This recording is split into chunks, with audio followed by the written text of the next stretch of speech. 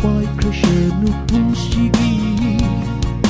Kalage Nangulam Landini Irolu Krishna Punnama Nang Aigi Shiwarido Lachipalva Pai Krishna Pusigi Kalage Nangulam Landini Lâm lon bini, lâm lon bini, lâm lon bini, lâm lon bini, lâm lon bini, lâm lon bini, lâm lon bini, lâm lon bini.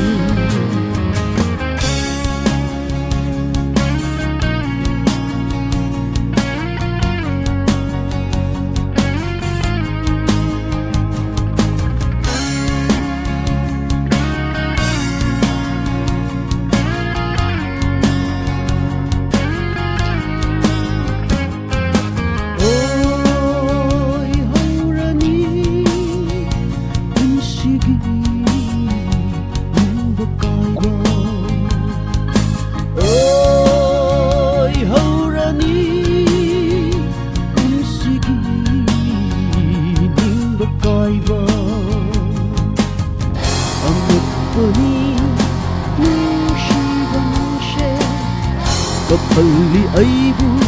nishinga kudi oi kudushu nanlam landi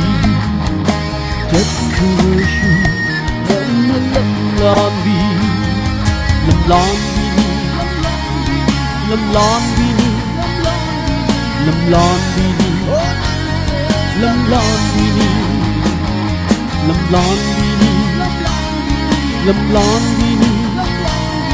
Lâm lon bini, lâm lon bini.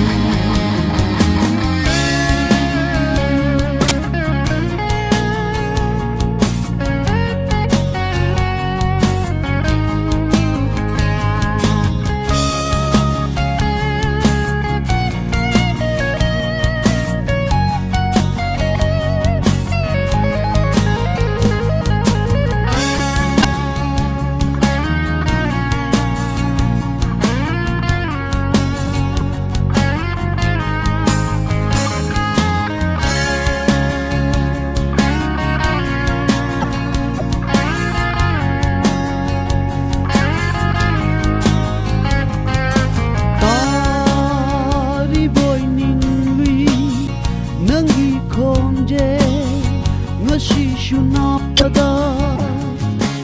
Omli boy kalwi Mahusagu Hinagtananga Uri boy ningli Nangi shakta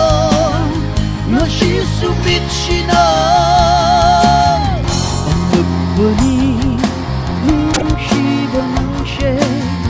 Kapalli aibu nishinga kudin oi kavashu nanlam landi jet kavashu nanlam landi lam landi